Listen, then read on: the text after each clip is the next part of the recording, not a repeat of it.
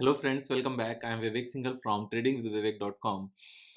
अभी आज के टाइम में जब निफ्टी ने ऑल टाइम हाई बनाया है, निफ्टी का जो करंट लेवल है that is 20,267 and currently it is trading at life time high. तो जो भी यहाँ पर डाउट्स थे, परेशानियां थी, जैसे इसराइल की जो वॉर चल रही है हमास के साथ, उसको लेकर काफ़ी लोगों के डाउट थे। मैंने काफ़ी क्लैरिटी भी दी थी और अपना पॉइंट ऑफ व्यू भी शेयर किया था कि इस तरह की चीज़ें अक्सर आती हैं और चली जाती हैं, और आफ्टर 1 मंथ, 15 डेज़, 20 डेज़ ये वॉर एक नॉर्मल सी लगनी शुरू हो जाएगी और जो प्रेशर है ग्लोबल, वो सारा खत्म हो जाएगा and finally stock market will start moving up. तो उसी तरीके से चीज़ें पैन आउट हुई और यहाँ पर मार्केट पूरी ऊपर भी आ गई। लेकिन अभी भी इतने सारे स्टॉक्स हैं जो लाइफ टाइम हाई जिन्होंने टच नहीं किया। काफ़ी स्टॉक्स, चाहे वो लार्ज कैप है, चाहे वो मिड कैप है, चाहे स्मॉल कैप है। बहुत सारे स्टॉक्स बहुत काफ़ी नीचे भी हैं, कुछ मिड में हैं, और काफ़ी सारे स्टॉक्स ऐसे हैं जो लाइफ टाइम हाई ऑलरेडी बनाते जा रहे हैं और टॉप पर जाते जा रहे हैं। तो ऐसे में कहीं न कहीं जब रिटेल इन्वेस्टर ये देखता है कि ये स्टॉक कुछ बेकार से स्टॉक्स रह गए हैं, ये ऊपर जाते ही नहीं है, चाहे वो बजाज फाइनेंस है, चाहे बजाज फिनसर्व है, चाहे एचडीएफसी है, कोटक है, या फिर इस तरह की और बड़ी कंपनीज़ हैं including Asian Paints, Berger Paint, Kansai Nerolac, या फिर ऐसी और बहुत सारी कंपनीज़, फिर चाहे वो इंश्योरेंस कंपनीज़ हैं, again ICICI general insurance, ICICI prudential life या एचडीएफसी लाइफ। ये सारी कंपनीज़ जब नीचे ट्रेड कर रही हों और बहुत सारी कंपनीज़ ऊपर जा रही हों, तो इन कंपनीज़ में ट्रेड करने का किसी का भी मन नहीं होता। ऐसा लगता है कि एवरीबॉडी इज़ मेकिंग मनी, लेकिन अपना पैसा नहीं बन रहा है। तो क्योंकि हम लोग टीवी भी देखते हैं, हम लोग न्यूज़पेपर भी पढ़ते हैं। टीवी जब देखते हैं तो जनरली उन्हीं स्टॉक्स की बात होती है जो काफ़ी ऊपर जा रहे होते हैं या जो बहुत ज़्यादा गिरे होते हैं। अब इस तरह की मार्केट में जब निफ्टी लाइफ टाइम हाई बना रही हो, तो ऐसे स्टॉक्स बहुत कम होते हैं जो बहुत ज़्यादा गिरे हों। लेकिन इस तरह के स्टॉक्स काफ़ी ज़्यादा होते हैं जिन्होंने अच्छी खासी उछाल लगाई हो, यानी कि जो अच्छे बढ़े हों 1 दिन में या 2 दिन में, 1 और 2 डेज़ में, और उनका नाम जब टीवी पर आता है तो हमें लगता है कि हमारे पास ये स्टॉक्स क्यों नहीं है, और हम उन स्टॉक्स को कहीं न कहीं कैच करने की कोशिश करते हैं, उनको फ़ॉलो करने की कोशिश करते हैं, और जबकि वो ऑलरेडी अपने टारगेट के आस-पास हैं, लेकिन टारगेट अचीव करने के बाद भी तो कोई स्टॉक ऊपर जा ही सकता है। ऐसा नहीं है कि जैसे ही टारगेट हिट होगा immediately stock will start coming down. It's not necessary and this is not important also, क्योंकि हमारा पर्पस यहाँ पर बिल्कुल बॉटम पर बाय करके बिल्कुल टॉप पर सेल करना नहीं है। रादर हमारा जो यहाँ पर मकसद है वो अपने पोर्टफोलियो में पैसा कमाना है, कि जो हमने कैपिटल लगाई हुई है 10 lakh, 20 lakh, 10, 20 lakh, 30 lakh, 10 crore, 20 crore, means whatever the amount is, उसके ऊपर हम पैसा कमा सकें। नाउ ऐसे में जब निफ्टी लाइफ टाइम हाई हो, तो काफ़ी सारे इन्वेस्टर्स जो बहुत ज़्यादा रैली ले चुके होते हैं स्टॉक्स, उनको कैच करने के चक्कर में और उनको और ज़्यादा रैली में इमीडिएटली पैसा बनाने के चक्कर में कहीं न कहीं ट्रैप में आ जाते हैं, और फिर वो स्टॉक्स वहाँ पर धीरे-धीरे थोड़ा-सा तो ऊपर-नीचे जाते हैं, लेकिन जब तक निकलें उससे पहले ही वो नीचे आना शुरू हो जाते हैं, और वहाँ एवरेजिंग करते-करते फिर स्टॉक्स में एक देसी लैंग्वेज में बात करें तो लंका लग जाती है। तो यहाँ पर उन स्टॉक्स से बचने का जो तरीका है वो ये है कि हमें दूसरे स्टॉक्स कुछ इस तरह के फाइंड आउट हों जहाँ पर हम ट्रेड कर सकें, कन्विक्शन के साथ ट्रेड कर सकें। स्टॉक मार्केट में जब भी आप पैसा लगाओ तो अपनी एक स्ट्रैटेजी के बेस पर लगाओ, प्रॉपर एनालिसिस के बेस पर लगाओ। ऐसे रैंडमली कोई चीज़ बढ़ती जा रही है उसके पीछे मत भागो। उसके पीछे भागने से सिर्फ़ और सिर्फ़ नुकसान ही होगा, कोई फ़ायदा नहीं होगा, क्योंकि आप एक स्टॉक में 10-20% थोड़ा-सा फ़ास्ट बना लोगे, लेकिन उसके बाद सारा पैसा तो 1-2 स्टॉक में नहीं लगा सकते, और अगर सारा पैसा 1-2 स्टॉक में लगा दिया और वो उसके बाद में एशियन ग्रेनाइट हो या फिर राजेश एक्सपोर्ट निकल गया, तो फिर किस्मत को बैठकर रोने से कोई फ़ायदा नहीं है। उससे अच्छा है कि हम एक सिस्टमैटिक अप्रोच से पैसे लगाएँ। 3 टू 5% एक स्टॉक में पैसा लगाया जाए, अपने पोर्टफोलियो में 20 स्टॉक से 30 स्टॉक्स के बीच में रखा जाए, बिकॉज़ हमें नहीं पता कि कौन-सा स्टॉक जल्दी चलेगा और कौन-सा स्टॉक लेट से चलेगा। और अपॉर्च्युनिटी मार्केट में इतनी है कि हमें 30 स्टॉक्स के अभी तो 100 स्टॉक्स भी मिलने को तैयार हैं। तो अभी मार्केट जब अगेन लाइफ टाइम हाई पर है, तो हमें थोड़ा-सा सेफ स्टॉक्स में प्ले करने की ज़रूरत है। अब सेफ स्टॉक से मैं आपको एक छोटा-सा आइडिया देता हूँ इस वीडियो में, कि आज की डेट में वो सेफ स्टॉक्स को कैसे आइडेंटिफ़ाई किया जाए। देखो 2 तरीके हैं।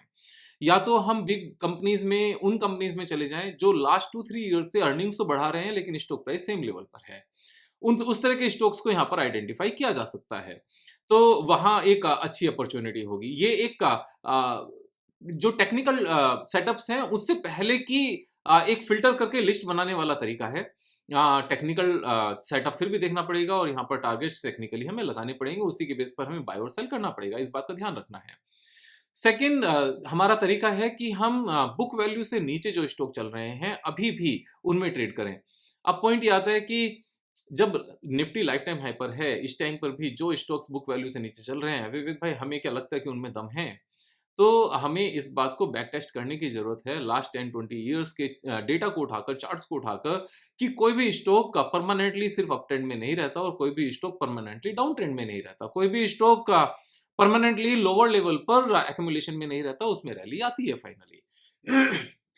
तो इस चीज को आप बैक टेस्ट करके देखोगे तो पता चलेगा। बैक टेस्ट करने का तरीका क्या है? बैक टेस्ट करने का तरीका सबको पता है, सिर्फ टाइम निकालने की जरूरत है। सैटरडे संडे अपने स्किल्स को इंप्रूव करने पर ध्यान दो, ना कि कहाँ कौन सी सेल लगी है और कहाँ पर उस क्रेडिट कार्ड को यूज किया जाए और वहां से पॉइंट्स इकट्ठे किए जाएं। बहुत सारे लोग ये गलती करते हैं कि कैश मीन्स जब अपने पास डेबिट कार्ड में पैसे हैं, मीन्स अपने पास बैंक अकाउंट में पैसे हैं, तो वहां से डेबिट कार्ड से पे नहीं करते, रदर उसको क्रेडिट कार्ड से पे करते हैं और उसके पॉइंट्स इकट्ठे करने की कोशिश करते हैं कि बाद में इन पॉइंट्स का हम कुछ एनकैश कर लेंगे। मेरा मानना ये है कि जब अपने पास पैसे हों और तो इस छोटी-छोटी चीज़ों में नहीं घुसना चाहिए। अपने माइंड को कुछ प्रोडक्टिव वे में लगाना चाहिए, अपने माइंड को कुछ बड़ा करने में लगाना चाहिए, ना कि 2-2 3-3 रुपए के पॉइंट्स बटोरने में। इस चीज़ से कुछ नहीं होता। मीन्स ये बहुत छोटी-सी बात है। तो यहाँ पर अपने पूरे दिन को कैसे मैनेज करना है, उसके लिए मैं बहुत बार बात कर चुका हूँ। अपने टाइम को मैनेज करो और टाइम को मैनेज करके इस तरह की बैक टेस्टिंग में लगाओ, चीज़ों को एनालाइज़ करने में लगाओ।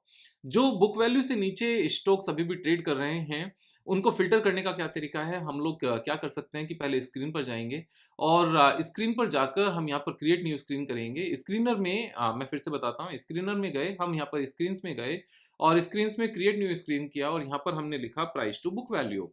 अब price to book value less than 1, यानी कि जो बुक वैल्यू से नीचे चल रहे हैं उन स्टॉक्स की यहां पर लिस्ट आ जाएगी।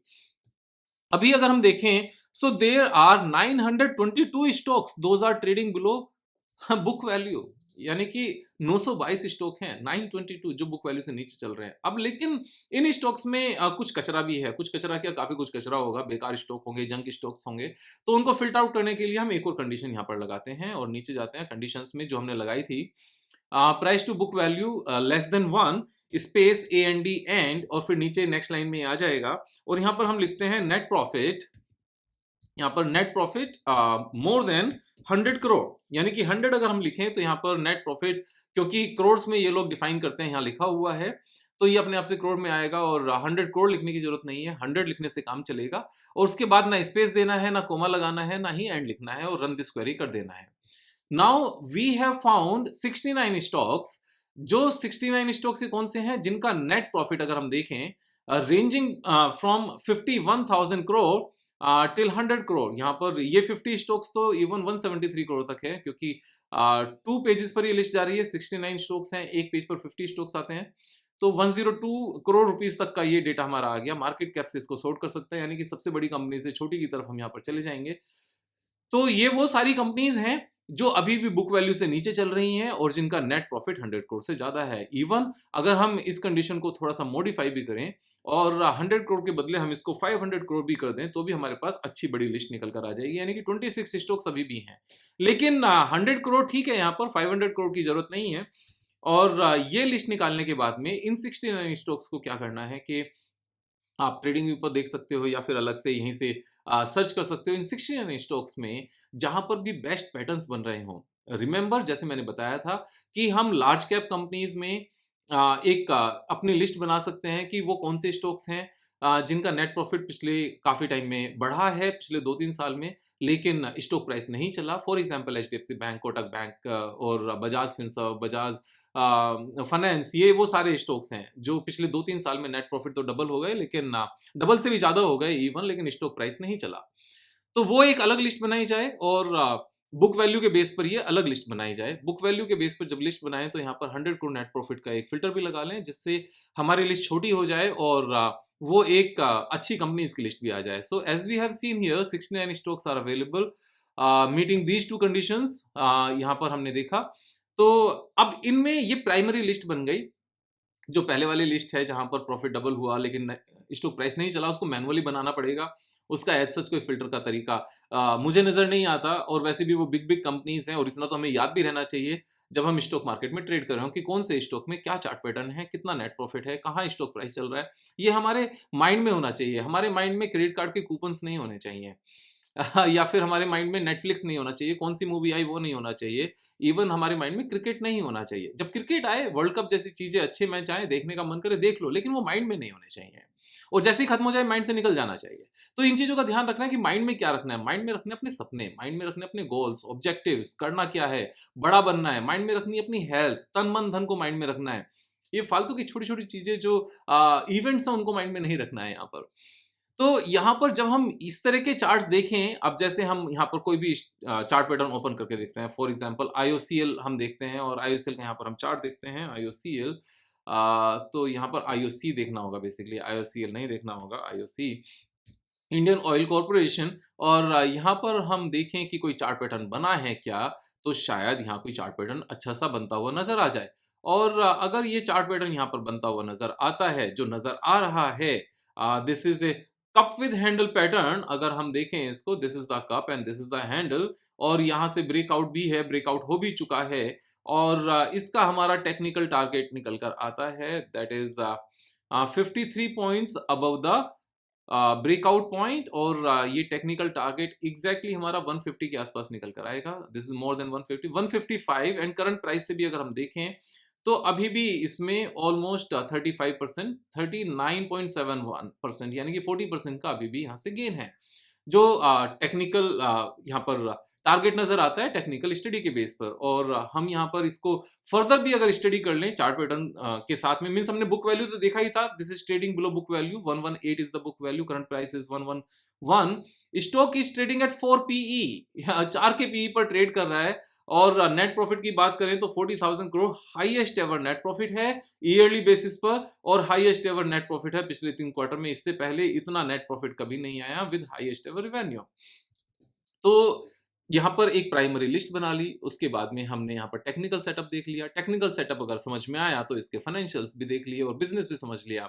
और अगर ये चीज समझ में आ गई तो ये ऑलमोस्ट लेस रिस्क वाले स्टॉक्स हैं, क्योंकि यहाँ पर सारी चीजें ऑलरेडी अंडर वैल्यूएशन पर हैं। तो यहाँ घबराने की जरूरत नहीं है। यहाँ ऐसा नहीं है कि बहुत टॉप पर हम स्टॉक जाता गया, हम खरीदते गए, उसके बाद में सडनली कोलैप्स हुआ और फिर हम देखते रह गए। फॉर एग्जांपल मैं एक चीज आपको दिखाता हूँ, इस तरह के स्टॉक का एक एग्जांपल देता हूँ। मैं ये नहीं कह रहा हूँ कि बीएससी लिमिटेड और ऊपर नहीं जा सकता, I am not saying this, लेकिन अब ये स्टॉक आप देखो, जो बेस बनाया था 400 पर, अभी ये 2500 2600 है, यानी कि 6 टाइम्स ये स्टॉक हो चुका है। अब भी काफी लोग इसमें बाय कर रहे होंगे, क्योंकि यहाँ पर कोई तो बायर होगा, कोई सेलर होगा।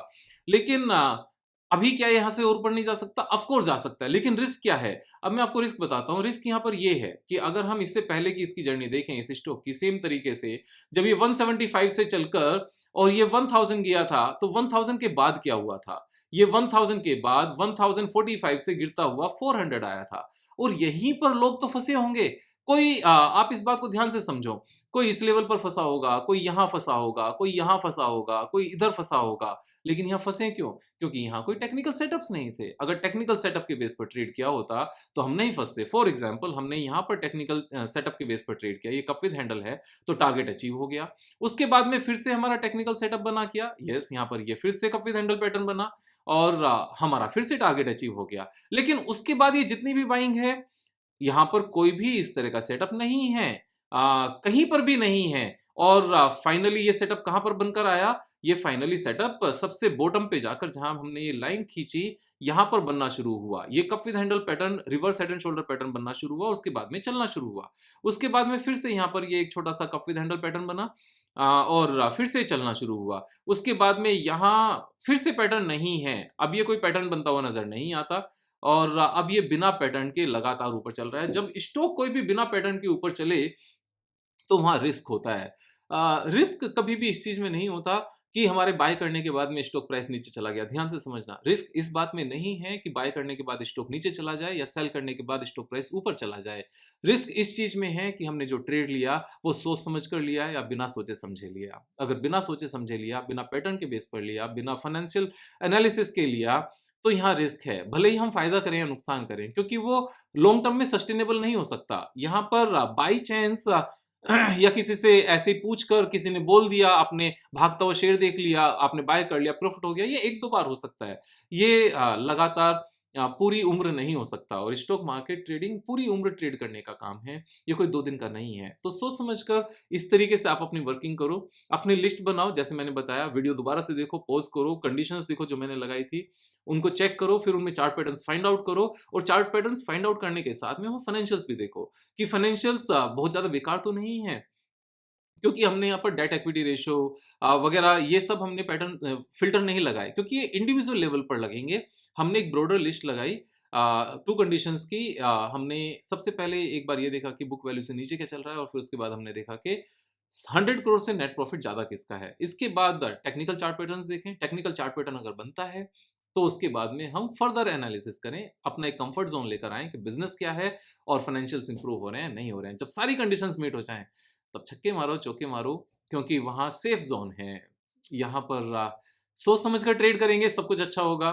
मैं अपना एक्सपीरियंस आपके सबके साथ में शेयर करता रहूँगा। सब साथ में ग्रो करेंगे और अच्छा लगेगा। इस भारतवर्ष को महान देश फिर से बनाएँगे। सब अपनी-अपनी तरफ से जो भी कंट्रीब्यूट कर सकते हैं, उसको कंट्रीब्यूट करेंगे। अपने देशवासियों के ऊपर मीन्स अच्छा करने पर, उनका स्टेटस ऊँचा होने पर हमें गर्व होना चाहिए, ना कि उनसे किलसना चाहिए। जो ये बड़े-बड़े बिज़नेसमैन हैं, इनको देखकर सीखने की ज़रूरत है, ना कि इनसे किलसने की ज़रूरत है कि ये लोग दूसरों पर ज़ुल्म करते हैं। आप समझ कर देखो, अगर टॉप 1000 फैक्ट्रीज़ इंडिया से बंद हो जाएँ, जिनको लोग गालियाँ देते हैं, तो शायद देश में जितना भी एम्प्लॉयमेंट है, सारा का सारा खत्म हो जाएगा, और फिर हम गवर्नमेंट को कोस रहे होंगे कि गवर्नमेंट ने क्या किया। हम क्या चाहते हैं कि सब कुछ अच्छा हमें मिल जाए, लेकिन बिज़नेसमैन पैसा नहीं कमाएँ। ऐसा नहीं हो सकता, इस सोच को हमें बदलने की ज़रूरत है। यहाँ पर कल फिर मिलेंगे एक नई वीडियो के साथ। तब तक दोस्तों का शेयर करना, लाइक करना, सब्सक्राइब करना। Thank you so much. Have a nice day.